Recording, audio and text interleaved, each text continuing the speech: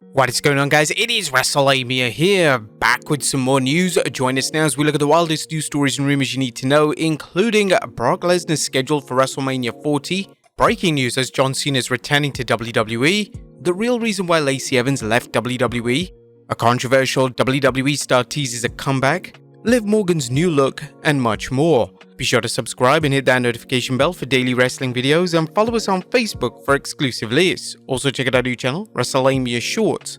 Now let's do the intro and get straight into our first story.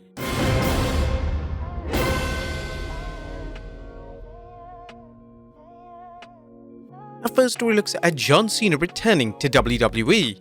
Yes, it's now been reported that John Cena will be returning to WWE next month. John Cena will be appearing on the first September SmackDown, but not only that, he'll be appearing at a live event in India on September 8th. What do you think is going to happen? Is he going to call out a superstar? Is he setting up a match for WrestleMania or even Survivor Series? Let us know in the comments down below. Brock Lesnar's schedule for WrestleMania 40? Or should fans expect to see Brock Lesnar at WrestleMania 40? It's customary for the WWE to bring in its biggest superstars, whether they're part-timers or full-timers, so it should come as no surprise that Brock Lesnar is currently advertised for the 2024 Showcase of the Immortals. The current belief is that Brock won't be wrestling for the remainder of 2023, but he'll be back around the Royal Rumble in order to set up his program at WrestleMania. Next up, WrestleMania 40 sets new records. Tickets for WrestleMania 40 recently went on sale, and according to WWE.com, the sales have been even greater than the previous record-setting numbers for WrestleMania. Here's an excerpt from the WWE's press release. WWE today announced that WrestleMania 40 broke the company's all-time gate record in one day. The previous total gross record, $21.6 million, was set earlier this year at WrestleMania 39 at the SoFi Stadium in Los Angeles. WrestleMania 40, which will take place at Lincoln Financial Field in Philadelphia on Saturday, April 6 and Sunday, April 7, sold more than 90,000 tickets when it went on sale last Friday. Tickets remain for the WWE's two-day Showcase of the Immortals, but at this rate, they're likely to go fast. What is particularly interesting about the ticket sales is that so many seats were purchased on the first day. In previous years, fans have often waited until WrestleMania drew closer, as they tended to offer incentives for last-minute purchases. There's no denying that WWE's impressive ticket sales in 2023 as a company is enjoying one of the biggest booms in its history. The WWE is one of the hottest tickets in town right now, whether it's PLEs, Raw and SmackDown tapings, and even live events, aka house shows. This is quite a departure from a few years back when live event ticket sales and even some Raw and SmackDown tapings were so poor that there was talk of scrapping house shows. While WrestleMania is always a hot ticket, this recent record is astonishing. The only question seems how long the WWE can maintain this. Next up, the real reason why Lacey Evans reveals why she left WWE. Now wondering why Macy Estrella, aka Lacey Evans, is no longer with WWE? Well, it turns out she's finally fulfilling a long-time goal of opening up her own business. Macy was recently found in an article in the Island News that showcased off a new cafe.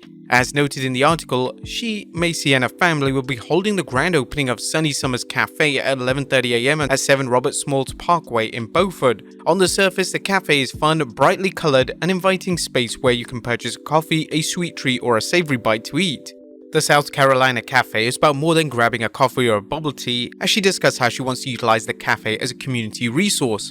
I thought it could be more of an assistance fighting a different fight than in the WWE ring. I wanted to focus on helping my community to fight against addiction and fight on the mental health side to normalize mental health issues. The article detailed exactly how Estrella intends to use the cafe to give back to her local community. She said that while she was in the WWE, she used her platform to try and normalize mental health issues and help those children who have been affected by addiction, and now that she wants to do that for her community.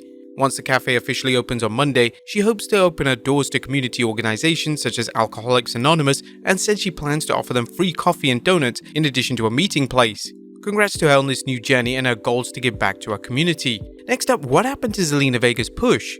What's going on with the Latina World Order's Zelina Vega? While the LWO has some high-profile programs of late, including Santos Escobar and Rey Mysterio's dual quest for the United States Championship, Vega seems to be on the back burner ever since her well-received match at Backlash against World's Women's Champion Rhea Ripley. Ringside News is reporting that Zelina Vega hasn't received a singles program since her Backlash match against Rhea Ripley. All hope is not lost for her. We were told that Vega is simply not a priority over the other women at the forefront at the moment.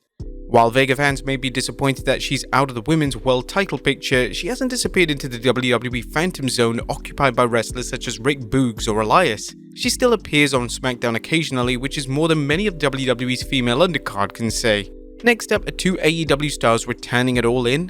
AEW's huge stadium show is almost here, and there's still some open slots, including the Stadium Stampede match booked involving the Blackpool Combat Club and 3 partners who haven't been revealed.